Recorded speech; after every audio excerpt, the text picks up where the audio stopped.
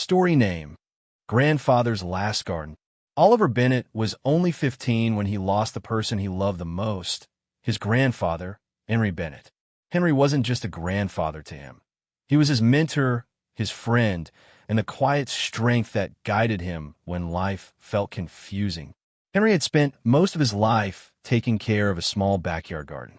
Every morning he watered the roses, trimmed the vines, and spoke softly to the plants like they were old friends.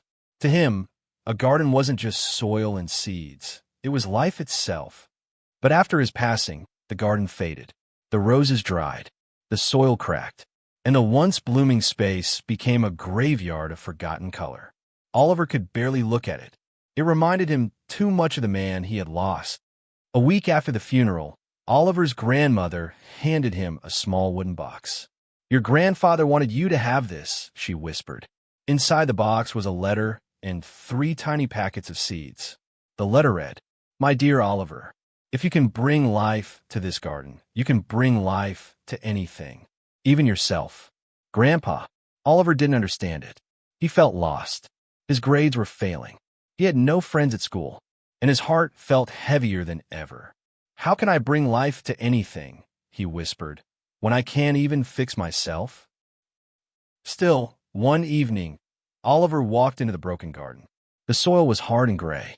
The vines were tangled. The fountain had stopped flowing months ago. He dug a small hole and planted the first packet of seeds. He watered them gently, just like his grandfather used to. The next day, he checked. Nothing. The day after, still nothing. By the end of the week, he felt foolish. "This garden is dead," he said, "just like everything else." He threw the watering can aside and walked back inside with tears filling his eyes. Days passed. School felt heavier. Nights felt longer. And the world felt quieter without Grandpa's voice telling him it would be okay. One afternoon, as he sat on the back steps, his grandmother sat beside him. "You know," she said softly, "your grandfather failed his garden many times." Oliver blinked.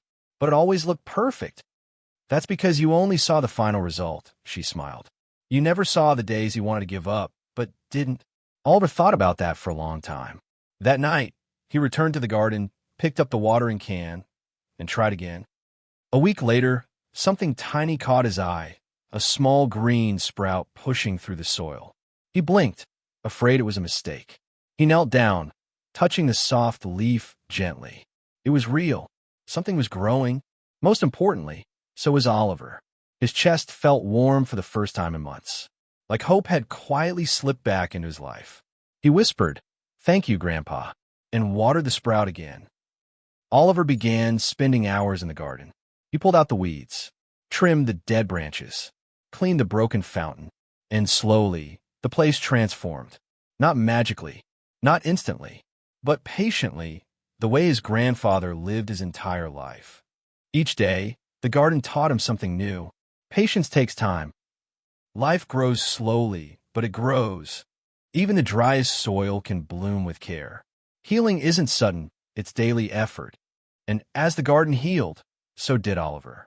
His grades improved. His smile returned. He began talking to classmates again. And every time he felt lost, he walked in the garden to find himself. Months passed, and the backyard transformed into something beautiful. Roses came back to life. The fountain flowed again. Butterflies danced between flowers. The sunlight painted everything gold. His grandmother stood beside him one morning, tears in her eyes. "Your grandfather would be proud," she whispered. Oliver didn't reply. He simply looked at the garden, blooming brighter than ever. He had done it. A lost boy had rebuilt something beautiful. The final seed packet remained unopened. On it was written, "The Rose of Hope." Oliver dug a special place in the center of the garden, the spot where his grandfather used to sit every evening. He planted the seed, watered it gently, and waited. Weeks later, a single rose bloomed. It was the brightest rose he had ever seen. As he touched its petals, he realized something. This garden wasn't Henry's anymore. It was his own story now, a story of pain, patience, and rebirth. Years later, Oliver grew into a young man known for helping others with depression, grief, and loneliness. He created workshops, wrote articles, and encouraged young people to heal, slowly, gently, patiently. People always asked him, "How did you learn to rebuild your life?" He always smiled and replied, "Asterisk from a garden that once died, and a grandfather who taught me that life can bloom again."